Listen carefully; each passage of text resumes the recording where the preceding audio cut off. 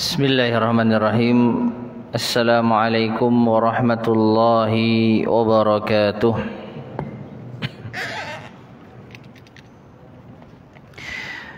Innal hamdalillah nahmaduhu wa nasta'inuhu wa nastaghfiruh wa na'udzu billahi min syururi anfusina wa min sayyiati a'malina.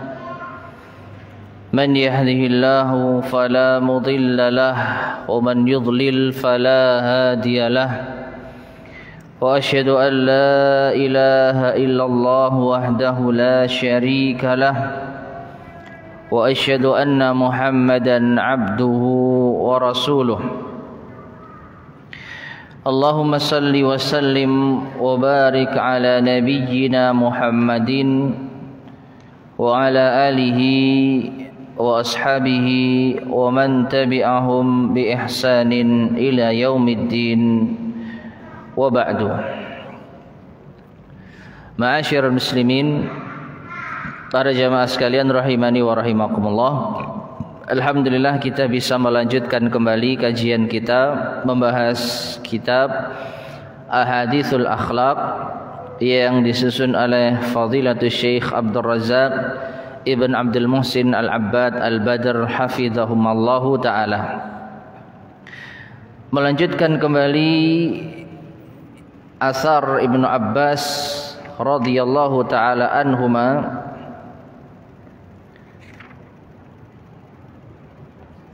yang mana beliau ditanya oleh seseorang yang telah membunuh wanita gara-gara cemburu. Kemudian Ibnu Abbas bertanya, apakah ibu masih hidup? Namun ternyata pemuda itu mengatakan tidak. Maka Ibnu Abbas pun memerintahkan pemuda tersebut untuk bertaubat kepada Allah Subhanahu wa taala dan mendekatkan diri kepada Allah semampunya. Kemudian dari asar ini Syekh Abdul Razak hafizahullahu taala memberikan faidah bahwasanya al-maslaqus sahih lit taubah, jalan yang benar untuk bertaubat kepada Allah Subhanahu wa taala, maka harus terpenuhi dua perkara. Yang pertama adalah taubat yang jujur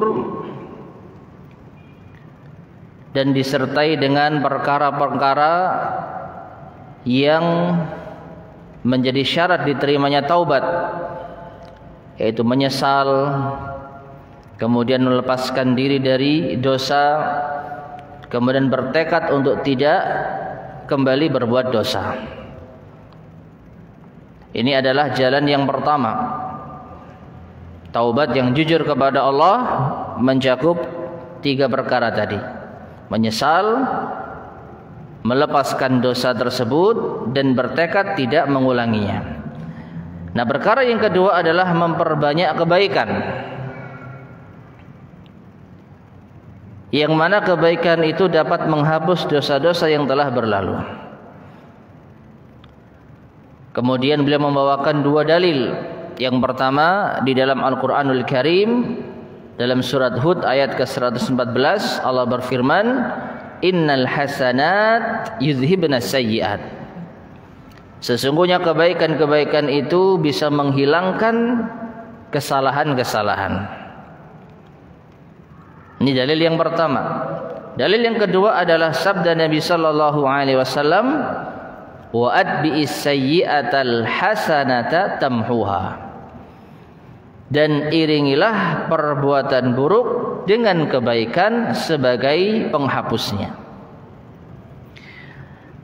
Nah, dua perkara ini ma'asyiral muslimin rahimani wa rahimakumullah adalah jalan yang benar untuk kita bertaubat kepada Allah Subhanahu wa taala.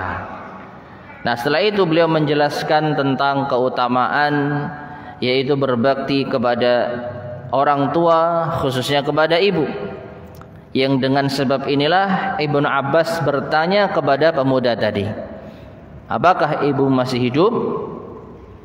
Dan perawi hadis ini yaitu Atha bin Yasar bertanya, "Mengapa engkau tanyakan tentang ibunya?"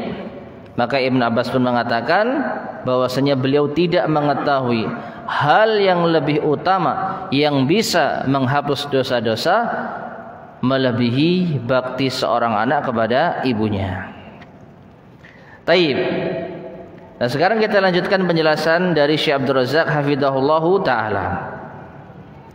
Qala al-muallif hafizahullah wa hadza wadihun fil Qur'an. Dan ini jelas di dalam Al-Qur'an. Fallahu azza wa jalla, maka Allah azza wa jalla azzama min sya'ni birril walidaini fi kitabih, telah mengagungkan tentang perkara bakti kepada kedua orang tua di dalam kitabnya. Dan di awal pembahasan sudah kita bawakan ayat-ayat yang terkait dengan hal ini. Wa qarana haqqahuma bihaqqihi fi ayatin adidah. Dan Allah juga menggandengkan hak kedua orang tua dengan hak Allah sendiri di beberapa ayat. Ya, wa qadha rabbuka alla ta'budu illa iyyah wa bil walidaini ihsana. Dan Tuhanmu telah memerintahkan, telah berwasiat kepada kalian agar kalian jangan menyembah kecuali hanya kepadanya. Ini hak siapa? Hak Allah. Jangan berbuat syirik kepada Allah. Ini hak Allah Subhanahu wa taala. Setelah itu digandengkan dengan apa? Wabil walidayhi ihsana. Wabil walidaini ihsana, dan berbakti pula kepada kedua orang tua. Ya, dan ini banyak ya di dalam Al-Qur'anul Karim. Fadalla hadza, maka ini menunjukkan alal makanatil azimah, atas kedudukan yang agung, wal manzilatir rafi'ah, dan derajat yang tinggi, allati ja'alaha Allah azza wa jalla li birril walidain, yang Allah jadikan bagi berbakti kepada kedua orang tua. Wa anna birral walidati ala wajhil khusus, dan bahwasanya berbakti kepada ibu itu lebih khusus lagi. Wal ihsana ilaiha, dan juga berbuat baik kepadanya, yaitu kepada ibu. Yatarattabu alaihi, yang ini bisa yaitu menjadi sebab min takfiris sayyi'at, dihapuskannya dosa-dosa. Wa raf'id darajat, dan diangkatnya derajat. Syai'an la yakunu fil a'malil ukhra, sesuatu yang seperti ini tidak dimiliki pada amal-amal yang lain. Ya, memang banyak amal-amal kebaikan, tapi Ibnu Abbas radhiyallahu ta'ala anhuma memahami amalan yang terbaik untuk menggugurkan dosa seorang manusia adalah baktinya kepada ibunya. Walihada, karena inilah qal Ibnu Abbas radhiyallahu ta'ala anhuma, inni la a'lamu amalan aqraba ila Allah azza wa jalla min birril walidah. Sesungguhnya aku tidak mengetahui satu amalan yang lebih mendekatkan diri kepada Allah azza wa jalla melebihi bakti kepada seorang ibu. Taib. Jadi ma'asyar muslimin rahimani wa rahimakumullah, asar Ibnu Abbas radhiyallahu ta'ala anhuma ini memberikan faedah yang besar kepada kita yang masih memiliki ibu untuk berbakti kepadanya. Karena beliau memahami inilah amalan yang paling bisa menjadi sebab dihapuskannya dosa-dosa. Ya, bukan hanya dosa kita kepada ibu saja, tapi semua dosa. Karena pemuda yang bertanya kepada Ibnu Abbas tersebut telah melakukan dosa pembunuhan, dan ini adalah dosa yang besar. Namun Ibnu Abbas mengarahkan baginya untuk berbakti kepada ibunya. Namun sayang ibunya telah meninggal dunia. Wallahu ta'ala alam bissawab. Taib. Selanjutnya kita masuk pada asar berikutnya, yaitu yang keenam. Kalau kita hitung dari hadis Nabi SAW, ini hadis yang ke-6. Tapi sebenarnya ini asar yang kedua. Ada 4 hadis yang telah dibawakan oleh Fadilatul Syekh Abdul Razak tentang permasalahan ini, dan ini yang ke-6. Namun sebenarnya ini asar yang kedua, karena ini bukan sabda Rasulullah sallallahu alaihi wasallam. Kita bacakan. Wa an Ibni Abbas radhiyallahu anhuma, dan dari Ibnu Abbas radhiyallahu anhuma. Qal, beliau berkata, ma min muslimin lahu walidani muslimani. Tidaklah seorang muslim yang masih memiliki 2 orang tua yang muslim pula, yusbihu ilaihima muhsinan, di pagi harinya orang ini berbuat baik kepada kedua orang tuanya. Nanti akan diterangkan insyaallah apa maksud di pagi hari, kenapa dikhususkan waktu pagi, ya. Jadi Ibnu Abbas mengatakan tidaklah seorang muslim yang punya 2 orang tua yang dia berbakti kepadanya di pagi hari, illa fatahallahu Allahu babaini, yakni melainkan Allah akan buka baginya, anak yang berbakti pada 2 orang tua di pagi hari ini, 2 pintu. Dibukakan oleh Allah Azza wa Jalla baginya 2 pintu, yakni minal jannah, yaitu 2 pintu di surga. Ya. Wa in kana wahidan fawahidun. Namun apabila orang tuanya itu hanya 1 yang masih hidup dan dia berbakti kepadanya di pagi hari, fawahidun, maka Allah bukakan baginya 1 pintu. Di mana? Di surga. Wa in aghdaba ahadahuma lam yardallahu anhu hatta yarda anhu. Dan apabila anak ini membuat murka salah satu dari keduanya, jangankan 2 orang tua yang dibuat murka, salah satu dari orang tua itu dibuat murka oleh sebab anaknya, maka Allah tidak akan ridho padanya hingga orang tua itu ridho. Ya, jadi jangankan membuat murka kedua orang tua, membuat murka 1 orang tua saja, entah ibu ataupun bapak, maka Allah enggak akan ridho pada anak tersebut hingga orang tuanya ridho. Qila, lalu dikatakan, wa in zalamahu, bagaimana kalau kedua orang tuanya itu zalim sama anaknya? Qal, maka Ibnu Abbas menjawab, wa in zalamahu, meskipun kedua orang tuanya zalim sama anaknya. Rawahul Bukhari fil Adabil Mufrad. Asar ini diriwayatkan oleh Imam Al-Bukhari di dalam kitabnya Al-Adab Al-Mufrad.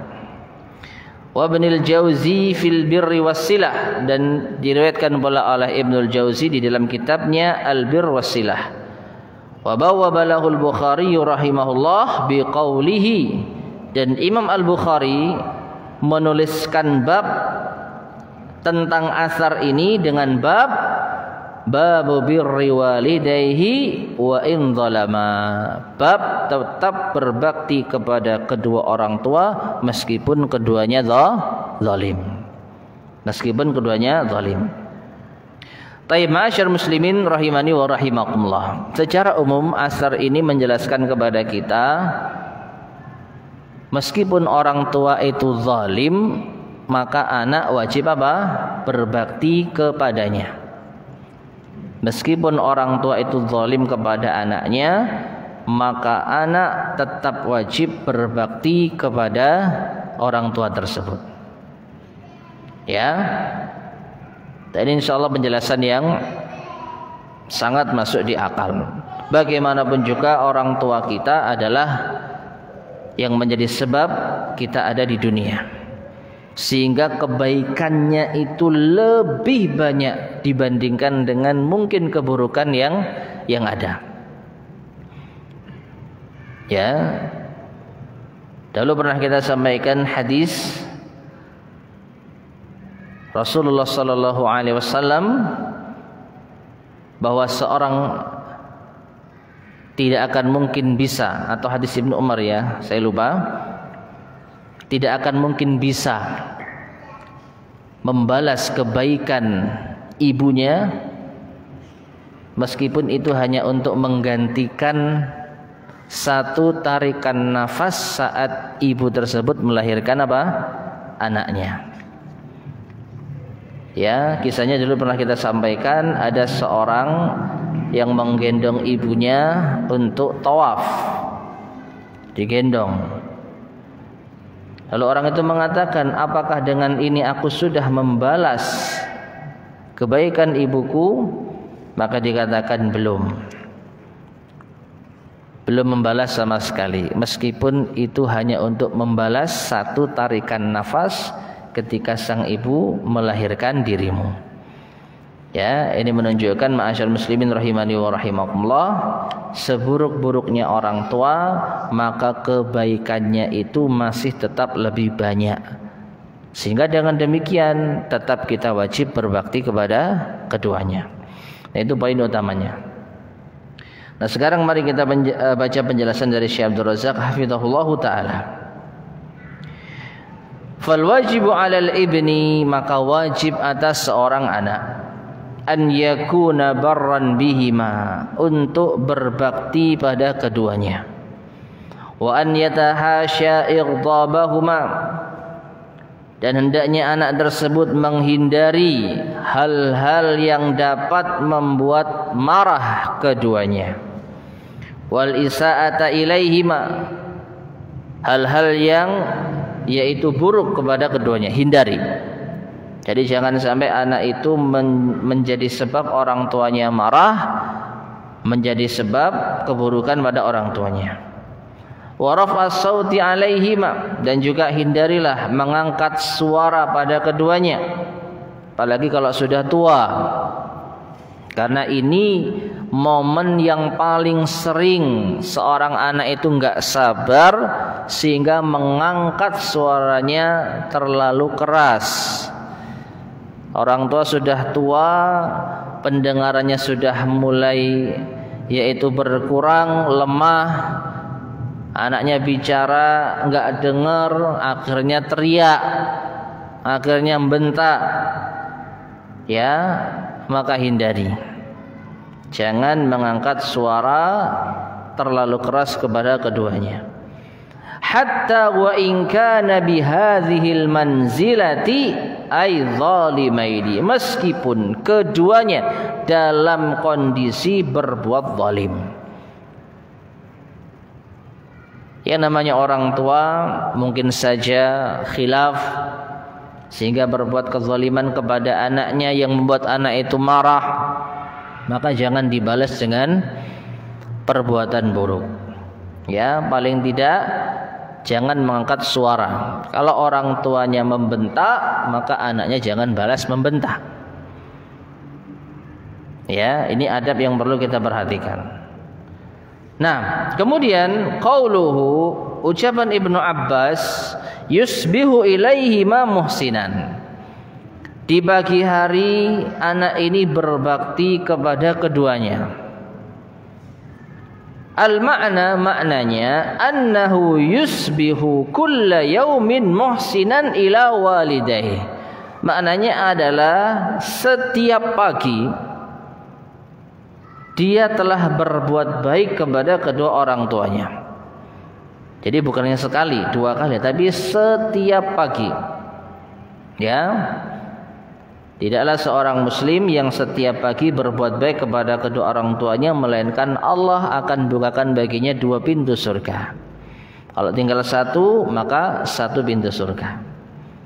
Makna dari yusbihu ilaihi muhsinan adalah setiap pagi, di pagi hari dia berbuat baik kepada keduanya. Wa hadza fihi istiqbalul yaumi min awwalihi. Dengan ini dia telah menghadapi hari itu di permulaannya bil ihsani ilal walidain, untuk berbakti kepada kedua orang tua. Dia mulai harinya dengan amalan yang besar pahalanya, sebelum melakukan amal-amal yang lain, sebelum kerja, sebelum yaitu mengerjakan sholat, sebelum dia melakukan aktivitas bermanfaat di luar rumah. Terlebih dulu di pagi hari dia berbakti kepada kedua orang tuanya. Apa yang bisa disiapkan, apa yang bisa dilakukan. Nah ini, jadi dia telah memulai harinya dengan berbuat baik kepada kedua orang tuanya. Wa ja'lu birrihima min awlawiyatihi fi awwali yaumihi wa bidayati naharihi. Maka dia telah menjadikan berbakti kepada kedua orang tua itu adalah hal yang menjadi prioritas utama. Ya, aulawiyat itu adalah hal-hal yang diprioritaskan. Nah, aulawiyat yaitu prioritas utama dari prioritas yang ada. Yang mungkin punya agenda penting di hari itu. Nah ini, terutama hal-hal yang menyangkut mungkin kemaslahatan umum, kemaslahatan banyak orang. Dia sudah menjadwal agenda-agenda bermanfaat yang akan diprioritaskan. Namun sebelum itu semua dilaksanakan, terlebih dahulu ia memprioritaskan baktinya kepada orang tuanya. Ya, dan ini dimulai dari awal harinya, pertengahan siangnya. Wa hadza min asbabit taufiqi lil 'abdi fi yaumihi kullihi. Dan ini adalah di antara sebab seorang hamba itu mendapatkan taufik di harinya seluruhnya. Artinya jemaah sekalian, kalau orang itu mendapatkan taufik dari Allah berbakti kepada orang tua di pagi hari, maka insya Allah sisa-sisa harinya juga akan mendapatkan taufik. Ya, dan ini mungkin bisa kita rasakan kalau di pagi hari itu kita semangat di dalam beribadah, maksimal di dalam mendekatkan diri kepada Allah. Insya Allah di sisa-sisa hari kita akan merasakan hal yang serupa. Tapi kalau di awal hari kita sudah bermaksiat kepada Allah, kebanyakannya di sisa-sisa hari itu akan mengalami berbagai masalah. Nah, supaya kita mendapatkan taufik di keseluruhan hari kita, karena kita akan bertemu banyak orang, kita akan menghadapi banyak kegiatan yang masing-masing kita butuh taufik dari Allah Subhanahu wa taala. Ya, dalam masalah ini, masalah itu banyak permasalahan kita. Nah, supaya semuanya itu mendapatkan taufik dari Allah, maka Ibnu Abbas mengatakan berbakti kepada kedua orang tua di awal hari. Idza bada'al yauma bi birri walidayhi wa husnil muamalah wa tibil khitab. Apabila seorang itu memulai harinya dengan berbakti kepada kedua orang tua dan bermuamalah yang baik dan berbicara juga yang baik. Kemudian beliau menjelaskan wa kam huwa jamilun, di antara fenomena dan betapa banyak hal-hal yang indah atau betapa indahnya an yurabbas sigharu khasatan, tatkala seorang anak yang masih kecil itu dididik khasatan secara khusus indama yuqaduna fis sabahil bakir, ketika mereka dibangunkan di pagi hari buta, min naumihim, dari tidur mereka subuhan. Ya, betapa indahnya anak-anak kecil yang dididik untuk bangun sebelum subuh. Saat mereka sedang tidur, fayakunul wahidu minhum mut'iban aw ma'ilatan nafsahu ila mazidin minan naum. Sedangkan salah seorang dari anak tersebut mungkin ada yang masih capek, dia merasa malas, dan dia lebih condong untuk menambah tidurnya. Artinya apa? Masih mau tidur. Fayamtani'u, lalu anak ini tercegah dari bangun. Wa yakunu tamna'uhu bi alfadhin ghairi munasibah. Terlebih tatkala dia tidak mau bangun itu, dia melakukan atau mengucapkan lafaz-lafaz yang tidak pas. Ya, lagi ngantuk dibangunkan gerundel kan gitu ya. Misalnya gitu. Ibu ini, ya. Jam berapa ini? Agak bentak, agak keras suaranya, misalnya seperti itu. Fayu'awwada alla yusmi'a walidayhi kalimatan ghaira munasibah, padahal dia harusnya dilatih untuk tidak memperdengarkan kepada orang tuanya kalimat yang tidak pantas. Kalau saat terjaga mungkin kita bisa mengatur suara, mengatur yaitu ucapan, tapi kalau waktu tidur, apalagi anak-anak dibangunkan malah marah. Ya, bahkan keluar lafaz ucapan yang tidak pantas kepada orang tuanya. Wa aidan, namun di lain hal atau di waktu yang sama, yu'inuhu walidahu ala dzalik bi an yuqidhahu bi rahmatin wa rifqin. Orang tuanya tetap membangunkan anak tersebut dengan apa? Dengan rahmat, kasih sayang, warifkin, dan lemah lembut. Jadi meskipun anaknya marah ketika dibangunkan, orang tua tetap apa? Sabar. Tetap lemah lembut, diusap kepalanya. Ya. Nah ini, wa rahimallahu mar'an a'ana waladahu ala birrihi, maka semoga Allah merahmati seorang orang tua yang menolong anaknya untuk berbakti kepadanya. Taib ma'asyar muslimin rahimani wa rahimakumullah. Ini fenomena yang ingin disampaikan oleh Fadilatul Syekh Abdul Razak terkait bagaimana sikap orang tua ketika dia mendapati anaknya yang masih kecil, yang bisa kita katakan tadi apa? Malas bangun, sehingga membentak atau mengeluarkan kata-kata yang mungkin tidak pantas. Hendaknya orang tua tetap berbuat baik kepada anaknya, tetap lemah lembut, tetap yaitu kasih sayang. Dan insya Allah inilah nanti yang akan menempel di otak-otak mereka. Insya Allah inilah yang akan menjadi sebab anak tersebut akan tumbuh di dalam kasih sayang. Sehingga kalau sekiranya orang tuanya sudah tua renta, maka sang anak insya Allah akan tetap mengingat, terngiang-ngiang bagaimana perlakuan ibunya dulu, bagaimana perlakuan ayahnya dulu saat masih kecil dibangunkan kita marah-marah, orang tuanya tetap apa? Sabar. Nah sekarang mereka sudah tua. Kalau kita ngomong ya mungkin tidak terlalu dengar, maka harusnya kita pun juga apa? Sabar. Dulu mereka bisa sabar dengan kita, maka sekarang pun harusnya kita apa?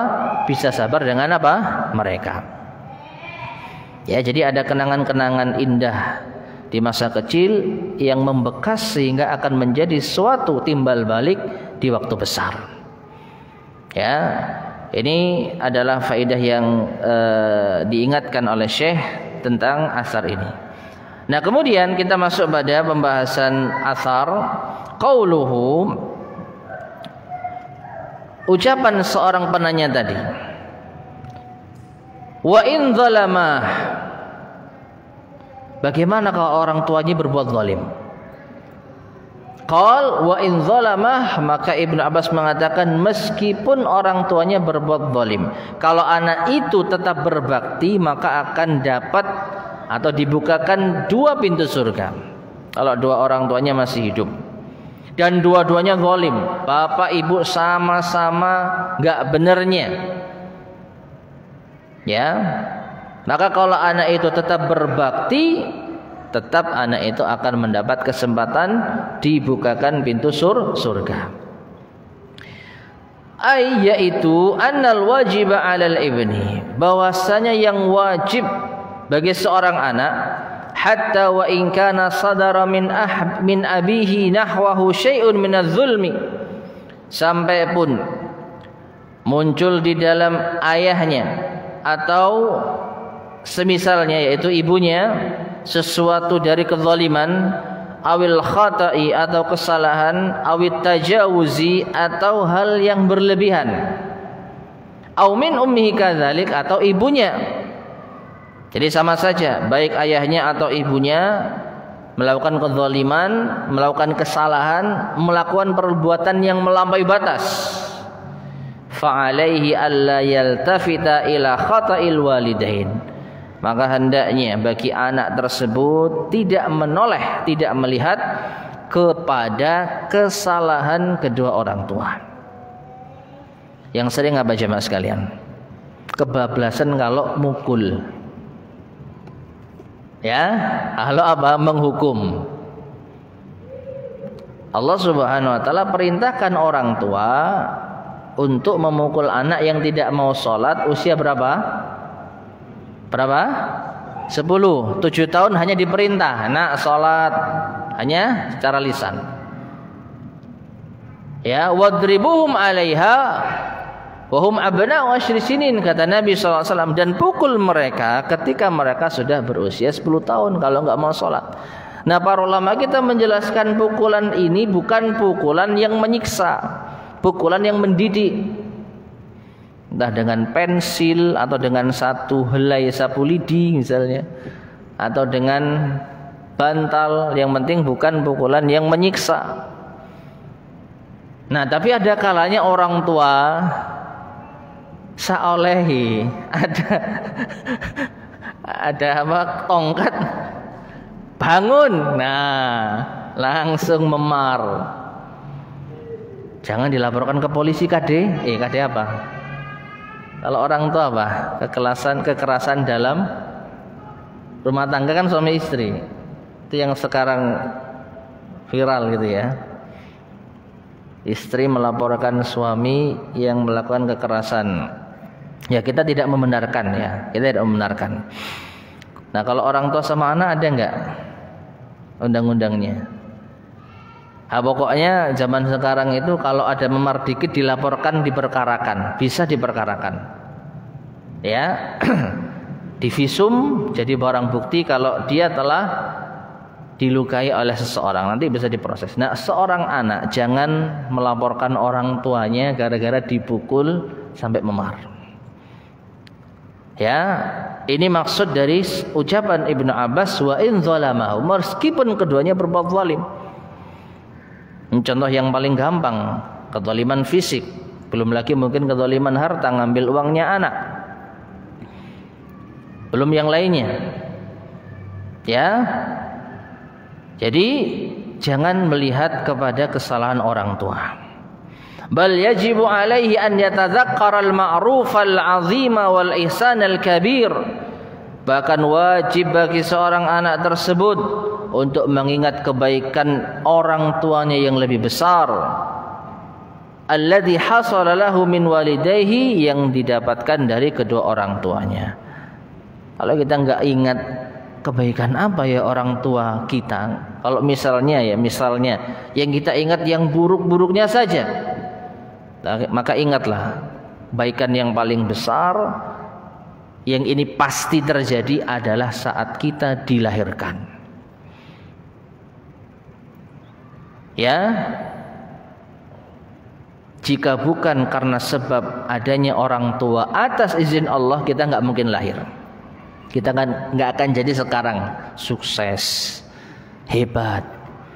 Nggak ada nama kita ditulis di media-media. Nggak ada nama kita ditulis di piala-piala, di piagam-piagam, kalau kita nggak dilahirkan oleh orang tua kita atas izin Allah Subhanahu wa ta'ala. Jadi mau dihitung-hitung kesalahan orang tua, tetap saja jasa orang tua lebih besar. Dengan sebab beliaulah kita ada. Dan semua orang tua seburuk-buruknya, wallahu alam bishawab, ya, setahu saya yang masih memiliki yaitu hati, nggak akan membiarkan anaknya lahir nggak diurusi. Pasti apa? Diurusi. Ada orang tua lahir, anakku lahir urip ya wis, mati ya wis. Itu ketika ibunya sudah kontraksi, biarinlah sak-sae gitu. Nanti kalau udah lahir terus nggak diambil, nggak dikasih selimut, nggak dibersihkan, nggak disusui, ada? Nggak ada. Nah, paling tidak itu yang jadi pikiran kita kalau kita nggak punya ingatan baiknya ibu kita kepada kita. Yang kita ingat waktu kecil suka dimarahin, dipukulin, dibentak. Waktu besar juga uangnya diambil. Ya kadang-kadang kita dibujui, dibohongi. Banyak yang kita ingat keburukan-keburukannya. Lalu kebaikannya apa? Tidak ada. Jangan ngomong tidak ada. Anda bisa lahir karena siapa? Atas izin Allah. Anda bisa sukses, bisa tenar, bisa seperti ini. Kalau enggak ada orang tua Anda, atas izin Allah tidak akan ada nama Anda dikenal. Ayo, kira-kira coba hitung. Keburukan yang mereka lakukan dengan kebaikan yang satu ini nggak akan bisa dibandingkan. Makanya sekali lagi dari asar yang tadi kita sempat singgung, tidak akan mungkin bisa membalas kebaikan ibu meskipun itu hanya untuk mengganti satu tarikan nafas ketika kita lahir. Ya, padahal tidak semua lahir itu cukup dengan satu tarikan nafas, berkali-kali. Ada yang proses kelahirannya itu berjam-jam. Bayangkan ngeden berapa kali ibu itu. Mungkin bisa puluhan kali. Nah, satu saja nggak bisa diganti hanya dengan sekedar tawaf gendong ibu. Itu riwayat yang pernah kita sampaikan dulu.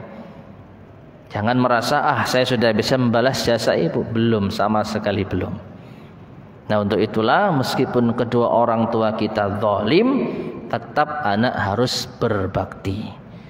Tetap harus ingat kebaikannya. Kalau enggak ingat kebaikannya, ingat kita lahir. Itu saja. Ingat saat kita lahir. Ya.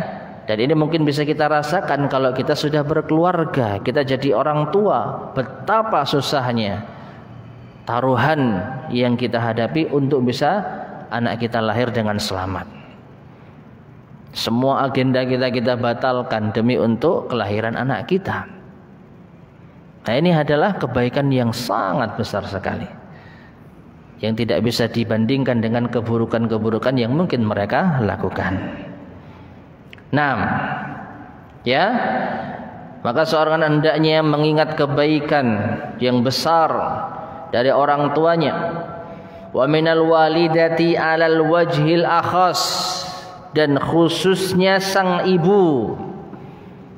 Ya, ayah juga tidak kalah pentingnya. Meskipun bukan ayah yang melahirkan kita, tapi paling tidak dengan ayahlah ibu bisa tenang di dalam melahirkan kita.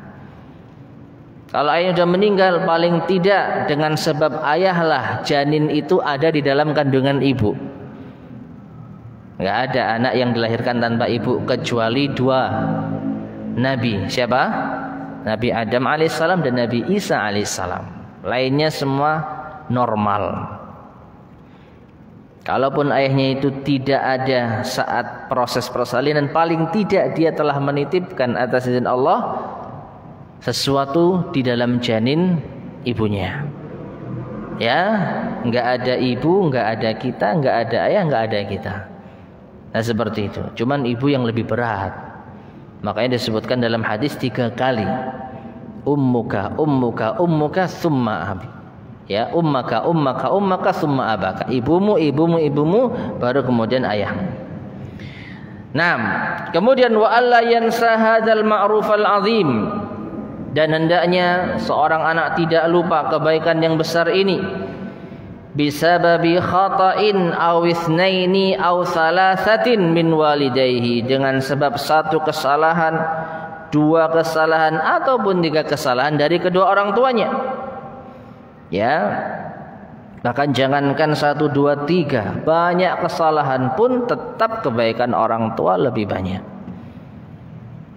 Ya, dan yang sangat miris ma'asyar muslimin rahimani wa rahimakumullah, anak yang mendapati orang tuanya itu sangat sabar, sangat baik, hampir tidak ada celah, tapi ketika ada satu kesalahan pada orang tuanya, seakan-akan dunia ini kiamat. Anak yang sangat-sangat durhaka, Ketika ibunya berbuat baik, dia biasa. Nggak ada apresiasi, nggak ada terima kasih, nggak ada rasa syukur. Semua berjalan normal. Tapi ketika ibunya buat kesalahan sekali saja, dunia kiamat baginya. Ya, maka ini hal yang sangat luar biasa. Sangat mengerikan bagi seorang anak. Entah nanti bagaimana kalau dia jadi orang tua.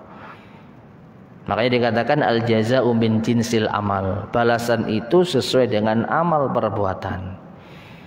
Ya, maka kalau kita jumpai anak-anak kita yang sekarang, ya mungkin ini karena sebab kita dulu memperlakukan orang tua kita seperti itu.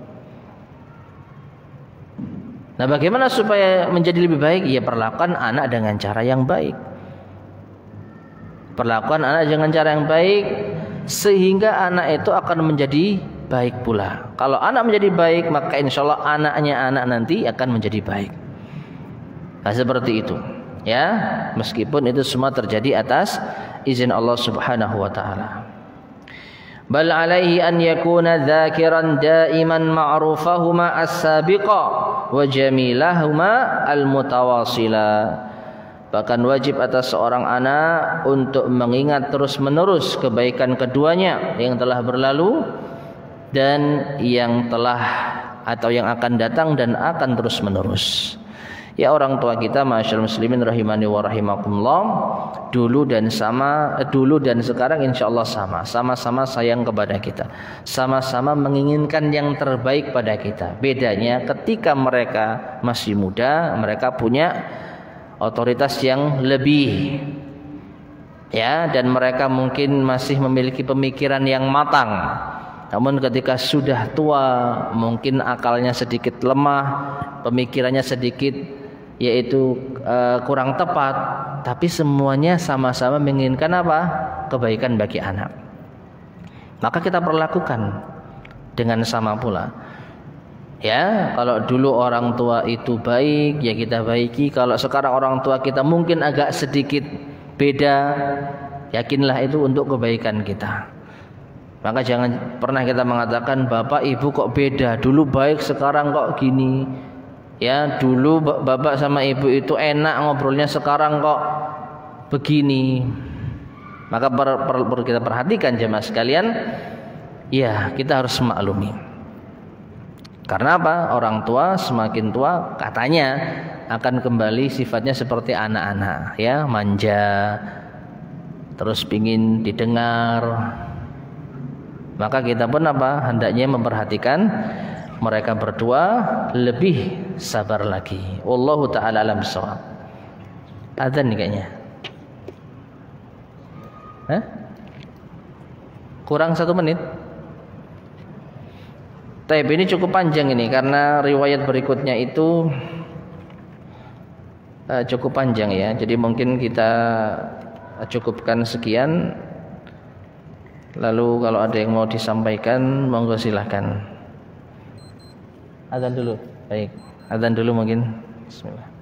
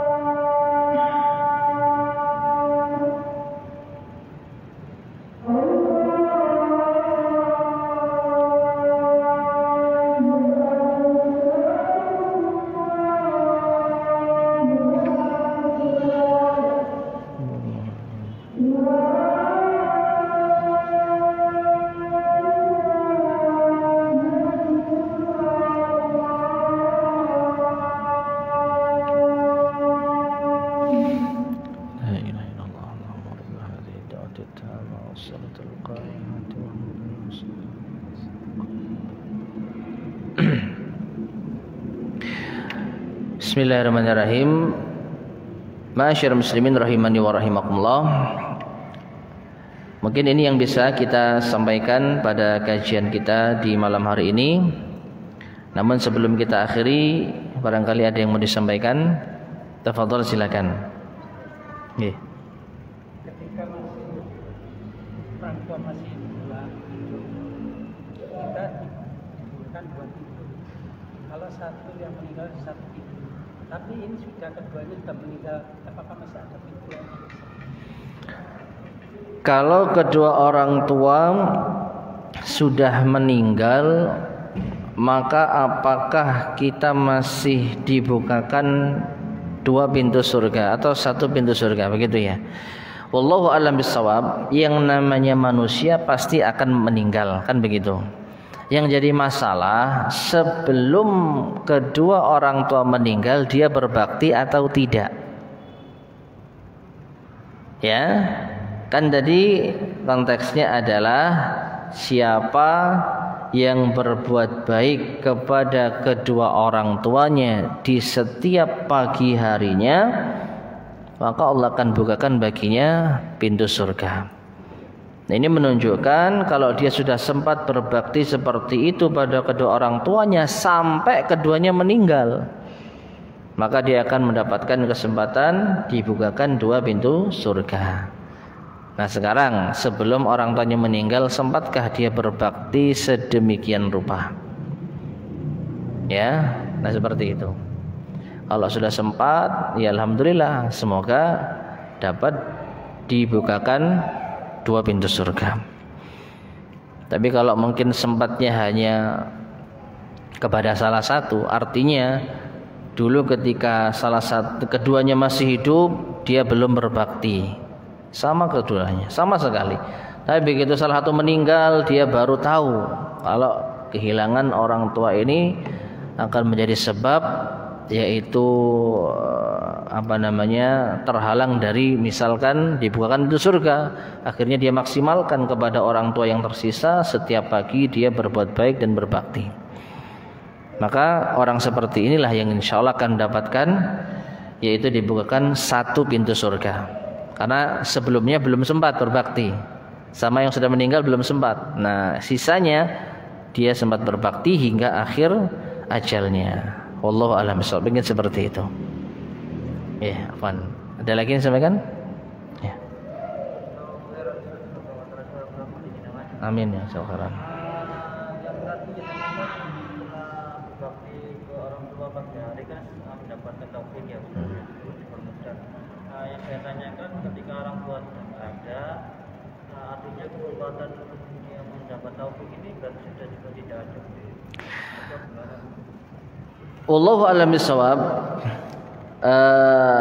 Penjelasan dari Syekh Abdul Razak di dalam mensyarahkan asar ini salah satu sebab. Salah satu sebab orang itu mendapatkan taufik di keseluruhan hari kalau dia memulai harinya dengan bakti kepada kedua orang tua. Nah, berarti ini menunjukkan sebab yang jelas ini sudah kita pahami. Nah, yang lainnya ya bisa jadi ada sebab yang lain yang itu mungkin tidak didapatkan bagi orang yang sudah meninggal kedua orang tuanya. Dan secara umum wallahu a'lam bishawab ya bisa kita simpulkan ya yang penting berbuat baik di awal hari. Cuman karena sudah kehilangan orang tua, ya entah berbuat baik seperti apa yang bisa kita harapkan atau bisa kita maksimalkan. Kalau kita melihat secara umum ya bisa zikir pagi dan petang, memulai hari dengan ketaatan, yaitu yang bisa kita maksimalkan kalau orang tua sudah nggak ada. Atau kita mendoakan setiap pagi, ya mungkin itu yang bisa kita maksimalkan.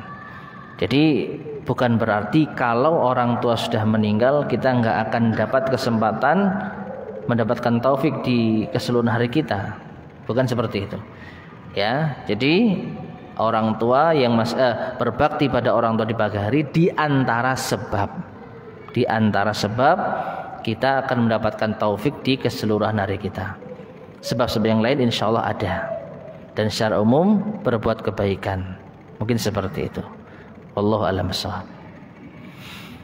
Ada lagi? Yeah.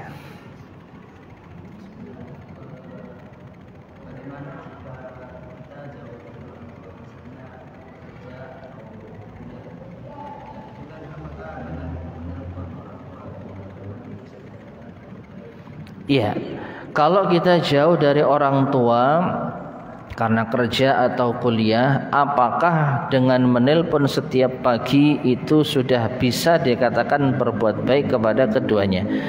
Maka iya, ya, apalagi kalau orang tua kita itu ridho dengan keputusan kita jauh dari mereka. Kalau nggak ridho, ini yang jadi masalah. Ya, orang kita sebenarnya nggak setuju kalau kita kerja di situ atau kita kuliah di situ, misal, tapi kita tetap maksa dan sekarang udah terlanjur misalnya. Maka kalau seperti ini keadaannya, ya kalau bisa lebih sering lagi hubungi orang tua. Ya, setiap pagi misalnya kita wajibkan, lalu nanti lagi. Paling tidak ini untuk menghibur atau menjaga hubungan kita dengan orang tua. Nggak apa-apa orang tua ngomel ya, karena kita nggak nurut gitu ya, dengarkan saja karena sudah terlanjur. Tapi kalau orang tua kita ridho, maka ya insya Allah cukup dengan setiap pagi kita menelpon, tanya keadaan, ya sekedar menyapa, dan insya Allah orang tua sudah senang ya kalau seperti itu. Maka sudah bisa dikatakan berbakti kepada keduanya. Wallahu a'lam bishawab. Baik, ada lagi yang tanyakan? Jika tidak ada, mungkin kita cukupkan sekian. Semoga bermanfaat. Kurang lebihnya saya mohon maaf. Kita akhiri subhanakallahumma bihamdika asyhadu an la ilaha illa anta astaghfiruka wa atubu ilaik. Alhamdulillahirabbil alamin. Assalamualaikum warahmatullahi wabarakatuh.